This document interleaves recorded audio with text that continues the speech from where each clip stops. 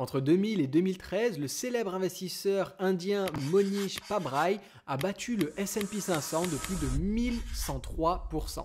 Là où le S&P 500 n'a fait que plus 43% lors de cette décennie qui est appelée la décennie perdue, Monish a lui de son côté eu une performance nette pour ses clients de plus de 517%. Il y a quelques semaines, je suis tombé sur une interview de ce fameux investisseur dans lequel il révèle aux journalistes les secrets qui lui permettent de dénicher les meilleures opportunités en bourse. Alors reste bien attentif jusqu'à la fin de cette vidéo parce que tu vas découvrir 6 secrets qu'utilise Monish Pabrai dans sa stratégie d'investissement pour battre le marché. D'autant plus qu'en ce moment, beaucoup d'investisseurs de renom comme par exemple Ray Dalio annoncent qu'ils ont peur qu'une décennie perdue fasse son retour. Et la stratégie de Monish tombe à pic parce qu'elle est parfaitement adaptée à une décennie perdue et c'est là même qu'elle est la plus performante possible. Le premier grand conseil de Monish pour battre le marché et avoir une performance exceptionnelle en bourse est tout simplement de comprendre le business et la capitalisation boursière. The market capitalization. So I'll give you an example.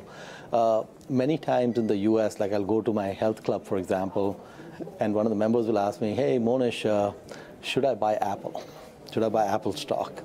And I turn the question around to them. I say, hey, John, what's the market cap of Apple?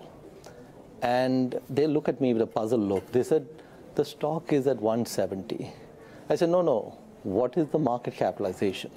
And they don't know. Alors, ce n'est pas très original, mais il faut faire un point dessus et il faut le dire parce que c'est quelque chose qui est indispensable et je vois beaucoup trop de personnes qui investissent sans comprendre le business. Monish en fait part d'ailleurs, il dit que à chaque fois qu'il parle avec des personnes, en général, elles connaissent le prix de l'action Apple par exemple, mais elles ont du mal à comprendre et à connaître la capitalisation boursière. Pour connaître la capitalisation boursière, tu dois faire le nombre d'actions en circulation multiplié par le prix d'une action et tu obtiendras la capitalisation boursière ou le prix que tu dois dépenser si tu veux acheter la totalité de l'entreprise. Ce qui est important à comprendre avec la capitalisation boursière, c'est que certains marchés ou avec certaines tailles, tu ne peux pas atteindre certains objectifs, on va dire. Donc disons qu'une entreprise qui est cotée aujourd'hui à 3000 milliards de dollars, comme Apple ou Microsoft, pour que tu fasses x2 sur le prix de l'action, elle doit passer de 3000 milliards à 6000 milliards. Alors en soi, c'est possible, oui, mais tu comprends bien que c'est beaucoup plus difficile de passer de 3000 milliards à 6000 milliards que de passer de 50 millions à 100 millions. Alors ne te méprends pas, je ne suis pas en train de dire qu'une très grosse entreprise ne peut pas doubler, voire tripler et t'apporter d'excellents résultats. Ce que je veux plutôt te dire, c'est que tu dois voir si c'est en corrélation avec ce que produit l'entreprise et ce que vend l'entreprise. Parce que si une entreprise qui vend, on va dire, des chips qui sont dédiés uniquement à un micro-marché et que sa capitalisation est déjà de plusieurs dizaines de milliards, tu comprends bien, vu que c'est sur un micro-marché, qu'on a atteint une limite. Il y a un certain plafond et que ça ne pourra pas forcément aller au-delà, sauf si elle s'ouvre à de nouveaux marchés. Mais disons que là, on est dans un cas spécifique où elle ne pourra pas s'ouvrir à d'autres marchés. Donc, ce qu'il faut comprendre en fait ici, c'est la relation qu'il y a entre la compréhension du business et sa market cap. Et à partir du moment où tu mets ces deux pièces du puzzle ensemble, tu pourras avoir une image globale de l'entreprise et savoir si ça peut valoir le coup d'investir ou pas. Pour bien comprendre un business, la première chose que tu dois faire, c'est accepter que potentiellement, tu ne vas pas comprendre tous les business. Et Warren Buffett est le premier à le dire, que quand il a des dossiers sur son bureau, des opportunités qui se présentent à lui, il refuse plus de 95% d'entre elles sans vraiment les regarder parce qu'il ne comprend pas ce que c'est et il accepte de ne pas comprendre plus de 95% des business. Tu dois toi aussi de ton côté déterminer cette zone de compétence que tu peux avoir et rester dans cette zone de compétence. Il vaut mieux que tu rejettes 99% des opportunités que tu verras pour te concentrer sur le 1% que tu comprends très bien. Même si à la fin ton portefeuille d'investissement est relativement concentré, c'est pas grave parce qu'il sera concentré dans quelque chose que tu comprendras sur le bout des doigts et qui te permettra d'aller vraiment chercher du rendement. Donc plus vite tu te débarrasseras de ce que tu ne comprends pas en termes d'investissement, plus vite tu débloqueras tes potentiels de gains en bourse. Okay. If I have to turn on Excel, it's automatic rejection. If I cannot describe the idea to a 7-year-old in 2 or 3 minutes, it's an automatic rejection. It needs to be painfully obvious to the village idiot. Un petit exercice très simple pour savoir si tu comprends un business, c'est essayer de faire une présentation et d'expliquer à un gamin de 7 ans ce que fait l'entreprise, comment elle gagne de l'argent, faire une présentation toute simple de ce business. Si tu n'es pas capable de le faire ou si c'est beaucoup trop compliqué pour toi ou que le gamin n'est pas capable de comprendre, c'est probablement que tu maîtrises pas toutes les clés de ce business et qu'il vaut peut-être mieux passer ton tour et attendre d'avoir d'autres opportunités qui se présentent. Le second point abordé par Monish est le fait que tu dois être totalement en confiance sur tes investissements. Apple is worth $1 trillion, for example. So the question I would ask them is that if your family had a fortune of 4 trillion, would you be willing to put 1/4 of that fortune into Apple? And if the answer is yes, buy the stock. If the answer is no, don't buy a single share.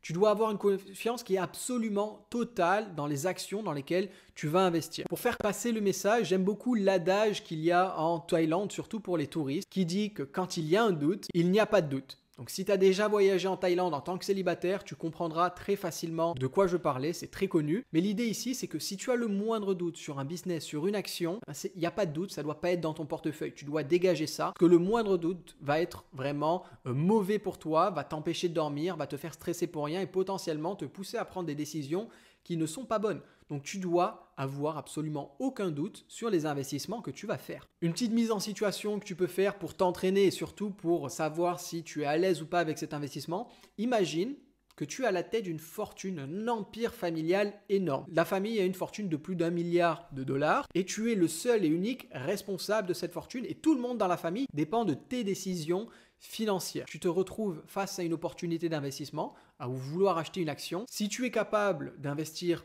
un quart de cette fortune sans broncher dans cette action, alors c'est que c'est probablement une bonne idée. En revanche, si c'est pas possible pour toi d'investir un quart, que tu as des doutes, que tu n'es pas confiant là-dessus, il vaut mieux que tu passes ton tour et que tu cherches de nouvelles opportunités. Le troisième conseil que va donner Monish Pabrai est de ne pas utiliser de stop loss. I own a company called Rain Industries. Right, and I bought that stock about 2.5 years ago. And when I was buying the stock, it was at about 30 rupees a share. And by the time I finished buying, it got up to 45 rupees a share. It went up almost 50% because I almost bought 10% of the business. And after I finished buying, it proceeded to go down. Just like everything I buy. Okay, the stock knows I bought it and it decides, Monish is done, now let's go down. Okay, if I had engaged in stop losses, Rain went down to 40, even went down to 35 after I finished buying, and I did nothing. And so now Rain is north of, I don't know, 360 rupees. And so that whole opportunity would have been gone. It would have been no sense for me to put a stop loss at 30 or 35 or 40 because I thought it was worth a lot more. So I think investors ought to focus on making sure that the stock is within their circle of competence, that it's worth a lot more than it's valued at, and once you have those two things, a stop loss makes no sense. Le stop loss est un outil qui a été conçu pour les traders, pour les spéculateurs ou pire encore pour les personnes un petit peu crédules qui n'ont absolument pas confiance en elles et en leur capacité d'investissement et qui se disent qu'avec un stop loss, elles seront en sécurité. Et ça fait le grand bonheur des courtiers qui te disent bah tiens, mets des stop loss, tu seras en sécurité, tu perdras pas plus de 3% de ton capital, mais derrière se gavent en frais qui vont te facturer pour ça et ça leur permet d'avoir plus de transactions, donc de gagner plus d'argent. Pour illustrer le fait que le stop loss ne fasse pas trop de sens, Monish va donner un exemple qui est vraiment magnifique et qui illustre parfaitement la situation. Imagine que tu achètes un bien immobilier à 100 000 euros. Tu ne fais aucun travaux, bien sûr, rien. Le bien tel quel, rien ne bouge dans le quartier également. Vraiment, tout reste pareil. Tu vas demander à ton agent de tous les jours te donner le prix, l'évaluation du prix du bien. Donc tu l'achètes à 100 000 euros. Le lendemain, tu l'appelles. Ça l'emmerde un petit peu, mais il te dit le bien est à 100 000 euros. 3 jours après, pareil, et tu appelles, le bien est à 100 000 euros. Une semaine après, pareil, le bien est à 100 000 euros. 3 semaines après, il va dire, ah ben tiens, là le bien, on vient de refaire des nouvelles estimations, il semblerait que le bien est à 100 050 euros, ok, ou 100 500 euros, peu importe. Et tu fais comme ça pendant toute l'année. Et à la fin de l'année, il y aurait eu soit des légères hausses, soit des légères baisses du prix. Mais a priori, si ça s'est bien passé, ton bien devrait se trouver entre 100 et 105 000 euros. Et si ça s'est moins bien passé dans le secteur, entre 100 et 95 000 euros. Donc une baisse plus ou moins de 5%. Dans certains marchés, ça peut être 10%, mais tu as compris l'idée derrière. Maintenant, tu prends le même bien immobilier, sauf que ce n'est pas toi qui le possède, c'est une entreprise cotée en bourse. Et cette entreprise cotée en bourse a une seule activité, a un seul actif, une seule chose dans son compte, c'est ce bien immobilier. A priori, le cours de l'action devrait varier comme le bien de l'immobilier, mais absolument pas. Le prix de l'action, lui, va varier de temps en temps, va prendre plus 10% dans l'année ou moins 20%. À la fin, probablement qu'on sera dans une zone entre moins 10 et plus 10%, plus ou moins comme le bien immobilier. Mais entre-temps, il y aura des moments où il y aura eu des gros doutes qui se seront installés ou des moments où il y aura une grosse euphorie. Ce qui fait que le prix de l'action va varier beaucoup plus que le prix du bien immobilier en lui-même si tu avais fait appel à cet expert pour l'analyser tous les jours. Donc quand tu te rends compte de ça et de cette sorte d'inefficience qu'il y a derrière le marché, le stop loss est un énorme piège. Parce que si le bien immobilier perd 10%, ton stop loss se fait toucher et quand l'action va remonter pour revenir à la valeur réelle qui est corrélée au prix du seul actif que cette entreprise possède, toi tu ne seras plus dans le bateau parce que ton stop loss aura fait que ta position sera fermée. Et ceci, ça souligne encore une fois l'importance d'investir dans des choses que tu connais, dans des choses que tu maîtrises, parce que si tu n'es pas capable d'évaluer l'actif que possède cette entreprise, donc ce bien immobilier, tu ne seras jamais en confiance quand tu vas voir le prix de l'action bouger. Si par exemple tu sais pertinemment que ce bien immobilier vaut 100 000 euros, que l'action chute à 80 000 euros ou 90 000 euros, tu t'en fous un peu. C'est limite même pour toi une très bonne occasion d'en racheter parce que tu posséderas plus de quelque chose qui vaut 100 000 euros parce que tu sais que ça vaut 100 000 euros. Et tu seras d'autant plus content parce que c'est grâce à ce genre d'inefficience qu'on peut retrouver sur les marchés que tu peux avoir de très beaux résultats en bourse et que tu vas pouvoir aller chercher de la performance qui va être hors norme entre guillemets ou au-dessus de la moyenne. Bien sûr, si tu veux profiter de ce genre d'inefficience et de tout ça, il faut que tu sois OK avec la volatilité, que tu la mettes de côté et que tu te concentres vraiment pleinement sur les fondamentaux, la valeur intrinsèque et le prix de l'action. Tu arrêtes et que tu sortes un petit peu de tous ces graphiques et de toute cette spéculation que peut entraîner la bourse. La quatrième remarque ou conseil qui va être donné dans cette magnifique interview, c'est qu'il y a toujours, et je dis bien toujours, des opportunités en bourse, que les marchés soient surévalués, sous-évalués, plats, il y a toujours des magnifiques opportunités. There are always misunderstood businesses. Now, rampant bull markets will cause a lot of overpricing, and I think a lot of things are overvalued. But there are plenty of things that may be fairly or deeply undervalued. Et son gain d'argument est très simple et ultra rationnel. La bourse dans son ensemble, c'est toutes les entreprises cotées, ça fait une moyenne et tu as ton marché. Donc quand le marché est surévalué, ça veut dire que la moyenne de toutes ces entreprises est surévaluée. Mais maintenant, encore une fois, c'est une moyenne. Et comme dans ta classe, quand tu étais en 3e ou au collège ou au lycée, peu importe, quand tu voyais une moyenne à 12 sur 20 pour une évaluation, il y avait des personnes qui avaient 3 sur 20, il y a des personnes qui avaient 20 sur 20.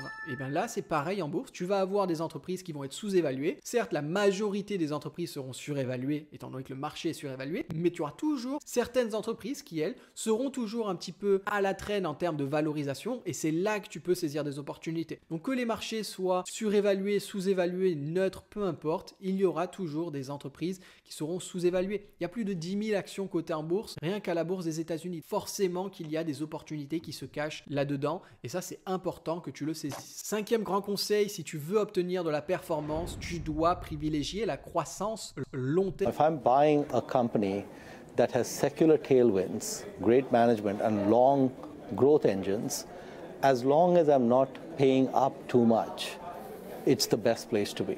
Il vaut mieux que tu privilégies dans ton portefeuille des entreprises que tu achèteras au juste prix ou très légèrement sous-évaluées, mais qui ont un potentiel de croissance. Alors, on n'est pas obligé d'avoir 20, 30, 40% de croissance, mais un potentiel de croissance à 5-10% par an, plutôt que des entreprises que tu vas pouvoir acheter 30% sous-évaluées, mais qui vont plutôt être des entreprises stagnantes, sans croissance ou vraiment stagnantes ou sans croissance. La raison derrière ça est purement logique. Admettons que ton entreprise soit cotée à 70 $, mais qu'avec tes calculs et tes recherches, tu découvres que la valeur intrinsèque est à 100 $. Si cette entreprise ne fait pas vraiment de croissance, elle va passer de 70 à 100 $ parce que le marché révalorisera comme il le faut au bout d'un moment. Donc tu prendras ce gap, éventuellement s'il y a de l'euphorie, ça montera à 105, 110, mais ça s'arrêtera là. Tu seras vraiment capé parce que l'entreprise n'a pas de croissance, donc tu peux juste combler le gap entre la valeur intrinsèque et le prix de l'action. Mais d'un autre côté, si tu as une entreprise qui a un potentiel de croissance, on va dire à 5 ou 10% par an, peu importe, certes, tu vas avoir le prix de l'action, on va dire à 100 $. Et la valeur intrinsèque à 100 $ et tu as le prix de l'action qui est à 100 $ ou 95 $. Tu vas peut-être l'acheter avec une très faible sous-évaluation, ok, donc soit au juste prix, soit avec une faible sous-évaluation de 5%, contrairement aux 30% que tu pouvais avoir sur l'autre. Mais derrière,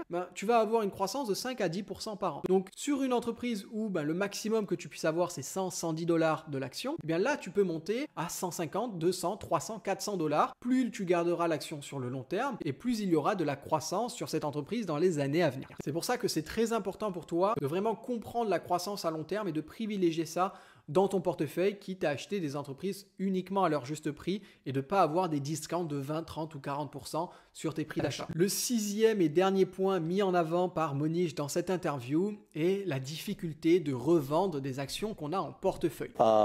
Buying is complicated. Selling is 10 times more complicated. Okay, so when we're trying to buy, relative to selling, it's relatively straightforward. We want to know what the growth engines are. If we're going after a growth company, we want to know what we're paying for that growth. And we want to try to figure out where is this company in 5 years or 10 years versus what we're paying for it. And so those are relatively straightforward compared to the selling question. The selling question is a more complicated question. Because one of the things we're forced to do is we're forced to look out into the future, maybe a few years out, to try to figure out what is the future of this business. Et donc là, sa façon d'expliquer les choses est magnifique. Parce que pour revendre une action, c'est beaucoup plus dur parce qu'on doit se baser sur le futur, sur des prédictions. Et ça, c'est quasiment impossible. Personne ne peut prédire le futur. Aujourd'hui, même les plus grands analystes qui ont des diplômes énormes, qui ont potentiellement des prix Nobel, ou même les gérants des entreprises en elles-mêmes, sont incapables de définir avec précision la croissance qu'aura l'entreprise. Alors, ils vont faire des estimations, etc. Mais ces estimations ne sont rarement complètement justes. Et plus on va sur du long terme, et plus c'est compliqué d'avoir quelque chose de précis. Donc, le truc avec ça, c'est que quand tu achètes, a priori, tu sais pourquoi tu achètes, tu sais qu'aujourd'hui c'est le juste prix pour acheter parce que tu as vu ce qui s'est passé dans le passé, tu as toutes les informations sur l'entreprise, tu as sa valeur intrinsèque et tu sais, ok, valeur intrinsèque est plus ou moins pareil que le prix de l'action, c'est bon, c'est un bon match, j'achète. Maintenant pour revendre, c'est beaucoup plus compliqué parce que tu ne sais pas ce qu'il va se passer. Tu ne sais pas si tu revends aujourd'hui, l'entreprise va continuer d'avoir une énorme croissance et du coup tu te retrouves un petit peu comme un con entre guillemets à avoir revendu à 100$ et que maintenant l'action est à 200$. Mais d'un autre côté, tu peux tout simplement pas savoir. Tu pouvais pas savoir que l'action allait valoir 200$. Donc le conseil de Monish ici est très simple. C'est si l'entreprise a des chiffres de qualité et que le management est bon, que l'entreprise est bien gérée, tu ne revends pas même si elle est légèrement surévaluée ou qu'elle est surévaluée. Si tu dois revendre une entreprise que tu possèdes dans ton portefeuille, c'est que les fondamentaux et le management se sont détériorés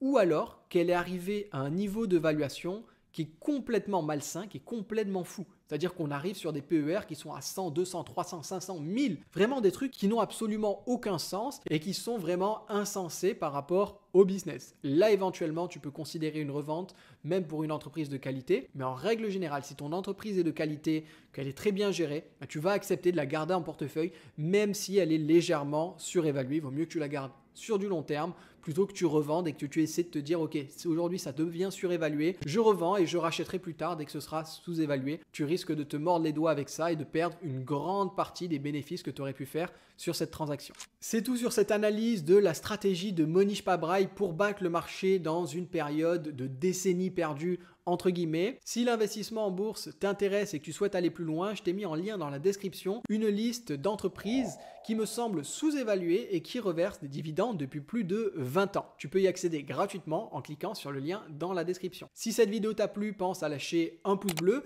Dis-moi en commentaire ce que tu penses de cette approche des marchés et si tu penses que c'est quelque chose que tu pourrais mettre en place de ton côté. Ouvrons les débats, je serai ravi de te lire dans les commentaires. Et bien sûr, abonne-toi en activant la petite cloche pour ne rien rater des prochaines vidéos. Je te dis à très vite pour un prochain épisode. Ciao, ciao!